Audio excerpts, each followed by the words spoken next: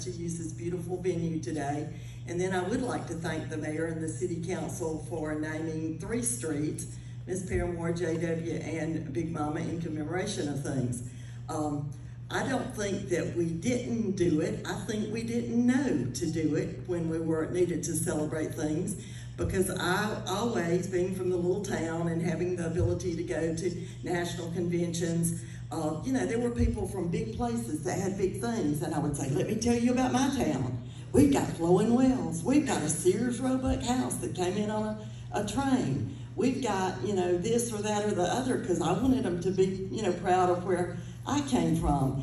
And I was standing in the post office in Ariton when one of my friends from Texas called, and he said, I've heard about the Sears Roebuck house, and I've heard about the purple cats, and I've heard about the artesian wells. Why did you never say anything about Big Mama Thornton? I said, because I don't know anything about who is that. And he said, well, she was from Ariton, Alabama. And I said, well, and he said she sang Hound Dog before Elvis. I said, no, that's a misprint. It must have been Aniston or something like that. And I hung up the phone. I was sure that I was right. I knew everything about Ariton, you know, how we are. And I called Charlie Lucas, who I thought, because he sometimes DJ'd and all, and I said, do you know about Big Mama Thornton? He said, yeah. I knew she sang Hound Dog. I said, what's her connection to Ariton?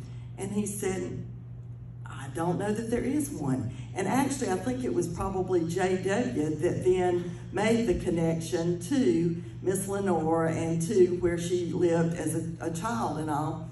But, you know, okay, I've got that, and I'm talking about Big Mama. Then I'm saying this, and this was before you could Google everything, you know? So now I added Big Mama, came along, and I also said, hey, and you know what else? We must have the best dirt in town, because we've also got 3 national queens. We've got a national rodeo queen and 2 national watermelon queens. So we got a lot of claims to fame, you know, in Ariton, Alabama. I still didn't know about JW. Now, Mr. JW was not the perfect postal customer, because you're supposed to bring your key or your combination when you come to get your mail. But in small towns, you know, we make exceptions, and I don't think he ever brought his key. And he would come in and he would, you know, be smiling. And at the same time, you know, you're not supposed to have cigarettes lit in the post office. And I'm not sure if his was lit or not, but he didn't usually have it. And he'd come to the counter. He didn't have to tell me what his box number was. I knew good and well what his box number was. Ben's been a route postal employee. He knows, we know our customers. And once in a while, Mr. JW would get a white envelope from Atlanta. And when I would hand it across the counter, he would smile. And he said, they paid me for playing. I had no clue. Playing cards, you know. And I didn't ask. And so imagine all of your life goes on and you retire. And you know, when you retire, sometimes you're still in that gotta do something mode.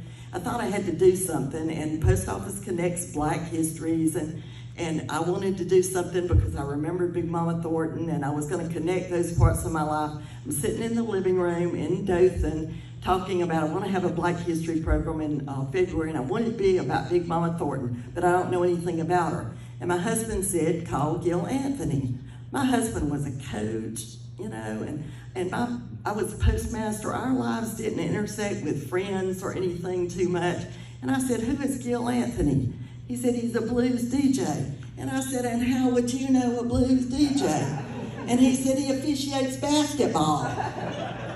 And I did. I made that phone call, and all of a sudden, a whole world opened up that has now been less 10 years in the making. But I know more things about Big Mama Thornton than you could put in most small books. And it's all because of Mr. Anthony. And we did find a passion. My passion was, I don't know anything about blues or music, but I had found a hidden treasure in my hometown. And I was determined that I was going to get to see that hidden treasure be something that everybody knew about. Mr. Anthony was on a quest to see somebody that needed to be recognized have their 15 minutes of fame in a place that they deserved it. So we had our first program at the Civic Center in Ozark. It was a school program. And then everything that has tagged along, he has been nice enough to let me own that journey too. And the one thing to start with, but he cleared it up when he said that this was the end of the journey, and I said, No, this is the beginning. Tenacity is my strong suit. I now, Mayor, have a place on almost every agenda at a council meeting, don't I? They recognize me when I come in the door. A lot of times they'll say, go ahead and say whatever you want to say before you sit down. I think that's probably a good way to have me go ahead and finish up. But in small towns, that's what you do. You do what you do, and as you learn to know better, you do better, right? And so we have a lot of things we're going to change in Ariton. And one of them is now that we know all of the things about JW and Big Mama. And you know what? I don't have to tell that story anymore. I can simply say, Google it. This is who it is. Google it. We have another treasure here. It's called a Holbrook Bell that's in that old Universal Center right there. Google it. And we have lots of things. And I want today to be about memories. So make a lot of pictures today, because we don't want to forget what we've accomplished here today, and we want to use those memories to move us forward in all the things that we can do. You'll be hearing more about these things in this small town, so just put it on pause. It's coming.